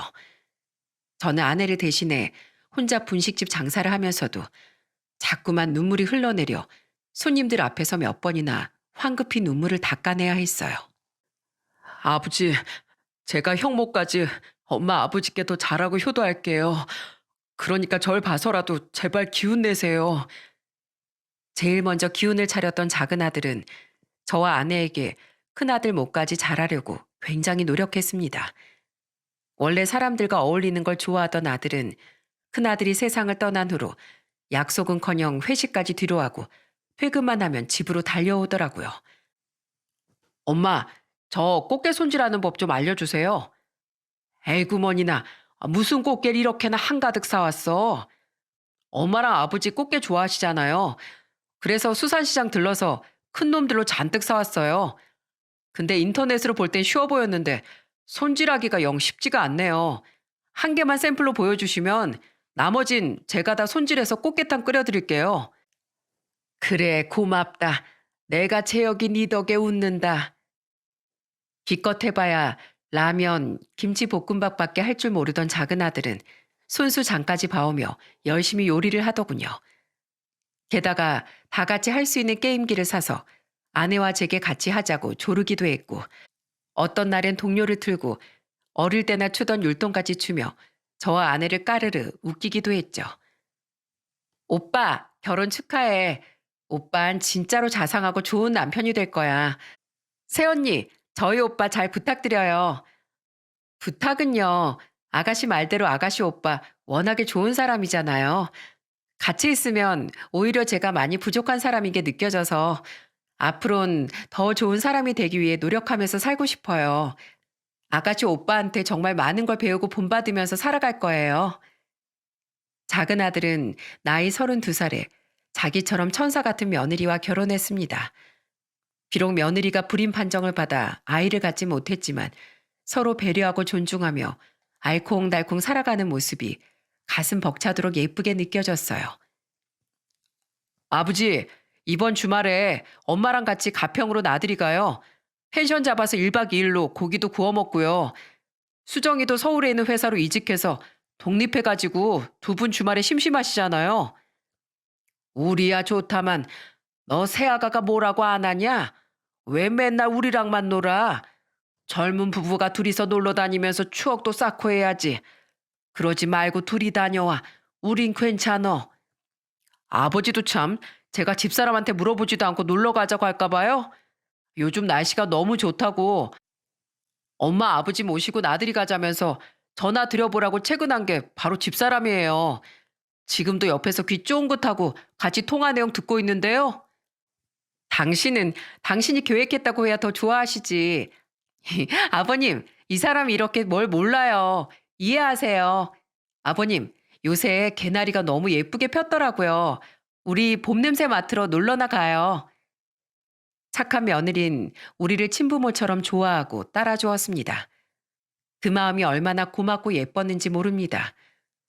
그렇게 아내와 전 마음씨 고운 작은 아들 부부가 오래도록 행복하게 살길 바랬죠. 하지만 불행의 그림자는 저희 가족을 떠나지 않고 호시탐탐 주위를 맴돌고 있었더군요. 안 된다, 제여가. 이 바보 같은 거사. 남을 살리러 간 놈이 자기 목숨마저 잃고 돌아오면 어쩌란 말이냐. 아들은 정확히 결혼한 지 4년 3개월 만에 싸늘한 죽음으로 우리 앞에 나타났습니다. 아들은 평소 의협심도 강하고 마음이 여렸어요. 공경에 처한 사람을 보면 절대 그냥 지나치는 법이 없어 한 번은 취객에게 시비가 걸린 대학생을 도와주다 다쳐 병원 신세를 지기도 했을 정도로 말이죠. 그래서 저와 아내는 저러다가 저놈 언젠가 크게 다치진 않을까 늘 노심초사했었답니다. 그러다 결국 우려했던 일이 터지고야 만 겁니다. 며느리와 계곡으로 놀러 갔던 아들은 수심이 깊은 곳에 빠져 허우적대고 있던 한 젊은이를 구하러 망설임 없이 뛰어들었다더군요. 체격도 다부지고 평소 수영에도 자신이 있었으니 자신이 위험할 거라는 생각은 하지 못한 것 같아요. 하지만 결국 아들은 그 젊은이와 함께 그곳을 빠져나오지 못하고 생을 달리했습니다. 구조대가 와서 아들의 시신을 건져내는 과정까지 모두 지켜본 며느리는 충격을 받은 나머지 한동안 정신병원에서 입원 치료까지 받아야 했죠. 제가 위험하다고 제발 들어가지 말라고 말렸는데 그인 자기를 믿으라고 절 안심시켰어요. 결국 이렇게 자기도 돌아오지 못할 거면서 남을 도우려다가 결국 저만 두고 떠나버렸다고요. 아버님, 저 친정으로 다시 들어가서 살 거예요. 그 사람하고 함께 살던 그 집에 혼자 있으면 정말 제가 미쳐버릴 것 같아요. 어머님, 아버님, 사실 저 두 분하고 아가씨 얼굴 마주하는 것만으로도 너무 힘들어요. 그렇다고 남편들을 따라가자니 저희 부모님 가슴에 대못을 박는 것 같아서 그럴 수도 없어요. 그러니까 어머님, 아버님, 그냥 처음부터 며느리란 존재는 없었다 여기시고 절 잊어주세요. 두 분도 힘드실 텐데 이런 말씀 드려서 정말 죄송합니다. 근데 저도 살아야 하잖아요. 그 사람 가족을 보면 너무 괴로워요. 이해한다. 다 이해해. 우리한테 전혀 미안해하지 말거라 하가. 우리 관계는 이렇게 끝나지만 부디 어디서든 꼭 행복하게 살아다오. 우리 재혁이 목까지 반드시 말이다. 제발 너만은 오래오래 행복하게 살아남아야 해. 결국 우린 며느리와도 마지막을 맞이했습니다. 그렇게 두 아들을 모두 떠나보내고 나니 살아도 사는 게 아니더군요. 분식집에 오는 애들을 보면 어린 시절 왕방울만한 눈으로 저와 아내를 올려다보며 웃던 아들들이 생각나 가슴을 마구 내리치기도 했죠. 세 자식 중 둘을 먼저 보내자 저와 아내는 딸에게 집착을 하기 시작했어요. 수정아, 너 어디냐? 집에 있어? 무사한 거야? 저 집이에요, 아빠. 지금 시간이 새벽 4시인데 갑자기 전화해서 무슨 소리세요? 아휴, 너한테 큰일이 생기는 악몽을 꿨다. 혹시나 무슨 일이 생겨서 너마저 잘못됐을까 봐. 무서워서 아침까지 도저히 기다릴 수가 없었어. 수정아, 너 평소에 혹시 네 오빠처럼 다른 사람들 일에 오지랖 부리고 다니는 거 아니지? 절대 남 일에는 끼어들지 말거라. 남들한테 무슨 일이 생기든 말든 그냥 무시해버려. 나랑 네 엄마 너까지 없으면 세상을 살아갈 이유가 없다. 저와 아내는 시도 때도 없이 딸에게 전화해 걱정을 빙자한 집착을 했습니다. 언제고 딸 또한 연기처럼 호련히 우리에게서 사라질 것 같아 불안해서 미칠 것 같았죠. 자신도 힘들었을 텐데 딸은 저와 아내를 걱정하기 바빴어요. 결국 딸의 권유로 저와 아내는 정신과 상담을 받기 시작했고 시간이 흐르니 조금씩 완화되긴 했지만 두 자식을 먼저 보낸 후유증은 그토록 우리에게 커다란 자국을 남겼습니다. 그렇게 서서히 두 아들을 가슴에 묻고 살아가던 와중 우리에게 아주 커다란 선물이 찾아왔어요. 딸이 39살이던 해 어느 날 주말이라 집에 놀러 오겠다던 딸은 놀라운 손님을 함께 데리고 나타났죠. 엄마, 아빠, 저 왔어요. 제가 누굴 데리고 왔는지 보시면 두 분 아마 깜짝 놀라실걸요? 짜잔! 안녕하세요, 아저씨, 아줌마. 정말 오랜만에 뵙겠습니다. 응? 누구신지. 아, 넌 혹시. 말쑥한 양복을 입고 쑥스러운 듯 뒷머리를 긁으며 나타난 청년은 바로 김영이었습니다. 오래전 늘 딸과 붙어 다니며 저희 분식집과 집에서 밥을 먹었던 꼬마 말입니다. 시간이 많이 흘러 바로는 못 알아봤지만 어릴 적 얼굴이 고스란히 남아있어 저와 아내는 금세 그 청년이 김영이라는 걸 알아차렸죠. 저와 아내는 너무 반가운 나머지 김영이를 안고 마구 등을 두드리며 기쁨을 감추지 못했어요. 아이고, 김영이 이 녀석아. 너 어떻게 지냈어? 수정이랑은 어떻게 다시 만난 거야? 여보, 우선 내 집부터 드리고 물어봐요. 아휴, 정말 훤칠하게 잘 자랐구나. 아줌마가 끓여주는 김치찌개가 최고라고 따봉을 날리던 때가 엊그제 같은데 밖에서 마주쳤으면 몰라봤을 정도로 훌쩍 커버렸어. 활짝 웃던 딸과 함께 집으로 들어온 김영희는 대뜸 저희에게 큰절을 하더군요. 그리곤 가져온 소고기 세트를 내밀며 자신은 잘 지냈다고 웃어 보였죠. 고모랑 고모부가 굉장히 좋은 분들이라 사촌 동생하고 전혀 차별하지 않고 절 살뜰히 키워주셨어요. 덕분에 공부 열심히 해서 명문대도 가고 좋은 직장에도 들어갔다가 30대 중반부턴 작은 의료업체를 직접 차려서 운영하고 있어요. 저 두 분 아니었으면 정말로 굶어 죽었을지도 몰라요. 그래서 저도 두 분처럼 꼭 세상에 필요한 사람이 되고 싶어서 그 사업을 시작하게 됐어요. 진작 찾아뵀어야 했는데 너무 늦게 와서 죄송합니다. 그리고 형들 일은 들었어요. 얼마나 상심이 크셨어요. 그래도 두 분 모두 아프신 것 없이 정정하시니 정말 다행입니다. 정말 보고 싶었어요. 아저씨, 아줌마. 김영희는 성인이 된 후 원래 저희가 살던 동네로 찾아왔었지만 이미 가게도 집도 이사 간 뒤 집 전화번호까지 바뀌어버려 우릴 찾지 못했다더군요.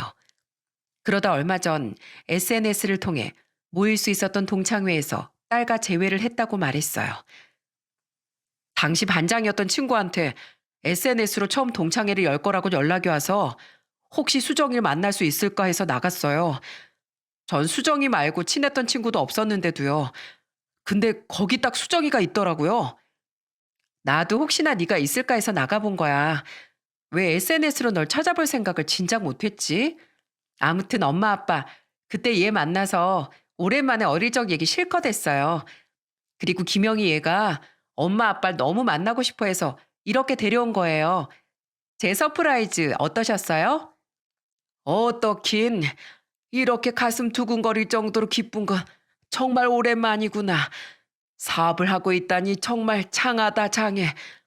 그 떡진 머리로 울상을 하고 돌아다니던 꼬마가 이렇게 번듯한 청년이 됐다니 아주 감개가 무량하다. 그러게요. 김영아 고맙다. 이렇게 잘 자라주어서 그저 우린 너무 고마워. 왜 우세요 아줌마. 저까지 눈물 나잖아요. 아저씨 아줌마 세상 사람들이 다 절 모른 척할 때 처음으로 손을 내밀어준 두 분의 모습, 저 평생 잊지 못하고 기억하고 있었어요. 아저씨가 처음 제게 건네주셨던 붕어빵의 따뜻함, 아줌마가 포크로 찍어 제 손에 쥐어주셨던 떡볶이 떡의 매콤함까지 전부 다요. 고모랑 고모부가 절 길러주신 또 다른 부모님이었다면 두 분은 절 살려서 다시 세상에 내놓아준 낳아주신 부모님이나 다름없어요. 그런 두 분을 이렇게 다시 만나게 돼서 제가 얼마나 감격스러운지 몰라요. 아저씨 아줌마, 이젠 두 번 다시 연락 끊길 일 없이 앞으로 이렇게 종종 찾아뵈도 될까요? 제가 비록 두 형들에 비하지 못해도 모자르나마 든든한 아들 역할을 하고 싶어요. 아들이라고? 그게 얼마 만에 들어보는 말인지 모르겠구나. 고맙다, 고마워. 에휴, 결국 나까지 이렇게 주책맞게 눈물이 나는구나. 아내 눈물을 시작으로 김영희와 저, 결국 딸까지 모두 감격의 눈물을 터뜨리고 말았습니다. 그날 김영희는 아주 오랜만에 아내가 끓여준 김치찌개를 먹으며 고모에겐 미안하지만 역시 아줌마의 김치찌개를 따라올 사람은 없다고 감탄을 했죠. 그날 이후 김영희는 사업하느라 바쁜 와중에도 2주에 한 번은 꼬박꼬박 우리를 찾아왔어요. 게다가 무슨 할 말이 그렇게 많은지 딸보다도 훨씬 우리에게 자주 전화를 걸어 안부를 묻고 시덥지 않은 시시콜콜한 일상 이야기를 늘어놓았죠. 저와 동년배인 분들은 아마 아실 겁니다. 자식들 품에서 다 떠나보내고 무료한 삶을 사는 노인에게 그런 일상적인 대화가 얼마나 큰 즐거움과 활력을 불어넣어주는지 말입니다. 아저씨, 요즘 붕어빵 많이 팔려요? 서울엔 붕어빵 파는 데가 진짜 많이 없어졌어요. 노점상이 많이 사라지는 추세다 보니까 말이에요. 겨울에 손 시릴 땐 뜨거운 붕어빵 호호 불어 먹으면서 녹여주는 게 완전 최곤데 아쉬워 죽겠다니까요. 아, 말 나온 김에 오늘 저녁에 아저씨네 놀러 가도 돼요? 퇴근할 때 저 붕어빵 몇 개만 좀 싸다 주세요. 제 부탁 들어주실 거죠? 대신 제가 갈 때 치킨 포장해 갈게요. 수정이도 데리고요. 그런 김영희 덕분에 딸도 전보다 훨씬 자주 저희 집에 내려오더군요. 그렇게 김영희 덕에 무료할 틈이 적어지다 보니 집 생각을 할 여유가 사라져 아내와 저는 딸에 대한 집착도 전보다 훨씬 많이 사라지게 됐어요. 김영희 한 명만 우리 인생에 다시 나타나 줬을 뿐인데 아내와 제 삶은 정신과 상담을 받으러 다닐 때보다 훨씬 밝아지게 된 겁니다. 그런데 너흰 둘 다 홍기가 꽉꽉 찼는데 왜 결혼 소식이 없어? 그러게 말이에요. 혹시 나랑 우리 영감 눈에만 너희가 선남선녀로 보이는 거니? 너희 밖에서 인기 없어? 저 인기 완전 많아요. 수정아, 말 나온 김에 오늘 말씀드릴까? 그러자. 엄마, 아빠. 안 그래도 조만간 말씀드리려고 했는데요. 저 김영희랑 결혼하고 싶어요. 벌써 우리 연애한 지 2년 반이나 됐어요. 그동안 김영희가 일 때문에 너무 바빠서 미뤘었는데 얼마 전에 프로포즈 받았거든요. 뭐? 너희 둘이? 진짜야? 네, 아저씨, 아줌마. 아니, 장인어른, 장모님. 두 분의 귀한 딸을 제게 주신다면 제가 평생 수정이 눈에서 눈물 날 일 없이 행복하게 만들어 주겠습니다. 사실 저 옛날에도 수정이 짝사랑했었어요. 제 첫사랑이 바로 수정이었거든요. 그런데 이렇게 기적같이 수정을 만나 사랑까지 받게 됐으니 앞으로의 인생은 수정이랑 떨어지지 않고 오순도순 살아가고 싶습니다. 부디 결혼 허락해 주세요. 두 아이가 대뜸 결혼하겠다고 선언했을 때 아내와 저는 놀라서 입을 떡 벌렸어요. 하지만 이내 입이 귀에 걸릴 듯 환하게 웃으며 축하해 주었죠. 어렸을 때 같은 학교 애들이 그렇게 너희를 놀려댔는데 그 말이 진짜가 됐구나. 이게 무슨 경사니? 어? 여보, 우리랑 김영희가 보통 인연은 아니었던 거야. 그렇지? 당신도 좋지? 좋고 말고요. 기뻐서 춤이라도 추고 싶은 심정이에요. 둘이 아주 잘 어울린다. 완전 천생연분이야. 결혼이야 물론 허락해 주고 말고 앞으로 알콩달콩 예쁘게 잘 살거라. 알았지? 상견례 자리에서 김영희 할아버지의 장례식 이후 처음 만난 김영희의 고모 내외는 참 좋은 분들이었어요. 김영희의 고모는 저와 아내의 손을 잡고 눈물을 글썽이며 말했죠. 살면서 두 분 이야기 정말 많이 들었습니다. 저희 아버지가 아프실 때 김영희 정말 많이 챙겨주셨다고요. 우리 김영희가 12살 때 수정이랑 같은 반이 된 게 천운이었어요. 그런 애가 우리 김영희의 평생 배필이 된다니 저랑 남편이 얼마나 하늘에 감사했는지 모릅니다. 늦었지만 이제라도 두 분께 감사했다는 말씀 꼭 드리고 싶네요. 이렇게 만나 뵈서 정말 반갑습니다. 김영희의 고모, 지금의 사부인의 선한 눈매만 봐도 우리 딸이 얼마나 좋은 집에 시집을 가는지 알 수 있었습니다. 그리고 상견례가 끝난 뒤 자리에서 일어난 김영인 제 손을 조용히 잡곤 이렇게 말했어요. 장인어른, 제가 장인어른과 장모님께 앞으로 아들 노릇하면서 살고 싶다고 전에 말씀드렸죠? 이제 진짜 가족이 돼서 아들이자 사위로서 두 분께 평생 은혜 갚으면서 살겠습니다. 저를 사위로 받아주셔서 다시 한번 진심으로 감사드려요. 내가 더 고맙다. 내 사위가 돼줘서 정말 고마워. 그렇게 두 아이는 나이 42에 평생 서로의 짝이 되었습니다. 처음 김영희를 만난 지 딱 30년이 지났던 해였죠.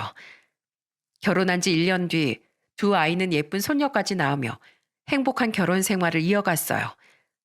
우리 품에 안겨 재롱을 부리는 손녀와 그런 손녀를 보며 웃고 있는 두 아이의 맑은 웃음을 보면 세상이 온통 햇빛으로 가득 찬 듯 마음이 따뜻해졌습니다. 두 아들을 잃고 겨우 찾은 이 행복이 영원히 지속되기를 간절히 바랬어요. 하지만 빛이 있으면 어둠이 따라오는 듯 또 다른 불행은 기어코 저를 덮치고 말았죠. 내 인생은 이제 다 끝났어.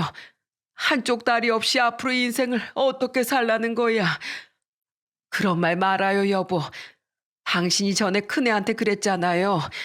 누구나 살면서 인생에 힘든 시기가 오는 법이라고요. 어차피 힘에 부쳐서 분식집도 접으려고 했으니 이참에 가게 접고 우리 남은 생은 편안하게 살아요. 내가 옆에서 도와줄게요. 딸 부부가 결혼한 지 3년 뒤 제겐 큰 절망이 찾아왔습니다. 평소 당뇨가 심했던 전 당뇨발이라는 무서운 병을 얻게 되었어요. 약을 먹고 치료받으며 버티고 버텼지만 결국 당뇨라는 몹쓸 놈은 제 다리를 썩게 만들었고 저는 무릎 아래까지 왼 다리를 절단해야 했죠. 처음 수술을 받고 한동안 제 삶은 지옥 그 자체였어요. 다 늙어서 왜 이런 고통이 찾아온 건지, 앞으로 다리 하나 없이 어떻게 살아야 하는지 앞이 막막하기만 했습니다. 태연에 매일 눈물바람이던 절 딸과 사이는 거의 매일같이 찾아오더군요. 퇴근하고 피곤할 텐데 1시간 반이 넘는 거리를 왕복하며 말이죠. 그만 와도 돼. 어린이집에서 하원하고도 제대로 못 쉬면 예솔이도 스트레스 받아. 난 괜찮다. 저랑 애엄마도 예솔이도 다 괜찮아요. 우리 예솔이가 장인어른을 얼마나 좋아하는데요. 그치 예솔아? 예솔아, 할아버지 얼른 힘내세요 하고 볼에 뽀뽀해드리자. 할아버지 힘내세요. 예솔이가 있잖아요. 3살이던 손녀는 제 목을 꼭 끌어안고 볼에 뽀뽀를 해줬습니다. 그런 손녀와 어떻게든 제 기분을 나아지게 하려 오목도 두자고 권하고 휠체어에 저를 태워 저녁 산책도 나가주던 사위 김영희. 다리 하나 없어도 세상에서 우리 아빠가 제일 멋있게 나이 들어가는 것 같다며 엄지를 세워 보이던 딸 덕에 저는 점차 기운을 되찾기 시작했죠. 아내는 사위를 보면 생전 우리에게 힘을 북돋아주려 노력하던 둘째가 생각난다며 눈물 짓기도 했어요. 그리고 얼마 뒤 사위는 저와 아내를 차에 태우고 어디론가 향했습니다. 사위가 저를 데려간 곳은 다름 아닌 자신의 회사더군요. 사위는 저를 깜짝 놀래켜 주려고 한 것 같았지만 자기 회사로 가는 거라던 사위의 말을 들었을 때부터 저는 눈물이 멈추지 않았어요. 사위가 저를 왜 그리로 데려가는지 알았기에 그 마음 씀씀이가 고마워 감동을 했거든요. 장인어른, 제 회사가 그렇게 유명하진 않아도 고객을 생각하는 마음과 정성 하나만큼은 일품이라고 자부할 수 있어요. 장인어른의 잃어버린 한쪽 다리 제가 정성을 다해서 되찾아 드릴게요. 최고로 좋은 의족으로 맞춰 드릴 테니까 저만 믿으세요. 장인어른, 낡으면 새로 만들고 또 낡으면 더 좋은 걸로 또 만들어 드릴 테니까 부디 앞으로도 절대 기운 잃지 마시고 이 사위한테 기대세요. 사위가 절 회사로 데려간 이유는 바로 의족을 맞춰주기 위해서였습니다. 사위가 운영하던 의료업체는 다름 아닌 의족과 의수를 제작해주는 회사였거든요. 알긴 했어도 의족이 한두 푼이 아닌 걸 알기에 사위가 부담스러워할까봐 제가 알아서 의족을 사려고 했었어요. 저렴하면 몇백에서 비싸면 몇천만 원을 호가할 정도로 가격이 천차만별이었으니 나라에서 지원해주는 돈을 합해 대충 여건에 맞는 저렴한 의족을 사려고 했죠. 그런데 사위는 어떻게든 사위에게 부담을 주지 않으려고 하던 제 마음을 귀신처럼 알고 일부러 상의도 없이 무작정 저를 데려갔던 겁니다. 아직 자네 회사도 많이 크지 않아서 큰 손해일 텐데 내가 이런 비싼 걸 받아도 되는 건가? 아휴, 장인이 돼서 사위에게 도움을 주지 못할 망정 내가 너무 염치가 없네. 그런 말씀 마세요, 장인어른. 제가 장인어른께 그동안 받은 은혜에 비하면 이 정도는 먼지만도 못해요. 그리고 장인어른 장모님 분식집도 정리하셨으니까 서울로 올라오셔서 이젠 저희랑 같이 살아주시면 안 돼요? 저희를 위해서라도요. 매일매일 경기도로 왔다 갔다 하다 보니까 힘들어 죽겠어요. 네? 저 장모님이 해주시는 음식도 더 자주 먹고 싶어요. 같이 살아요, 우리. 네? 예? 게다가 사위는 저와 아내에게 애교를 부리며 합가까지 권하더라고요.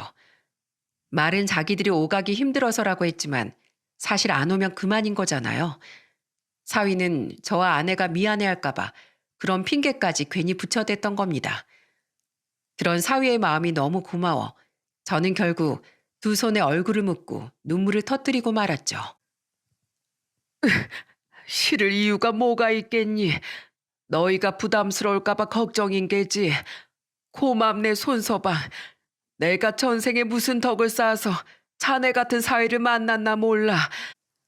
늙음하게 자네를 다시 만난 건 내 인생에 두 번 다시 없을 큰 복이네. 손서방 자넨 항상 나랑 영감을 울보로 만들어 버리는구먼. 내 너무 고마워서 그러니 한 번만 안아보세. 저와 마찬가지로 감격한 아내는 사위를 끌어안고 사위의 어깨 쪽지를 눈물로 적셨습니다. 저 또한 일어나서 사위를 안아주고 싶어도 다리 때문에 그럴 수가 없었는데 그런 제 마음을 알고 사위는 허리를 잔뜩 숙여 먼저 저를 안아주었죠. 그렇게 1년이 지난 지금 저와 아내는 살던 집을 정리하고 딸 부부와 합가를 했습니다. 또한 사위가 맞춰준 무려 3천만 원 상당의 고급 의족을 차고 생활하고 있죠.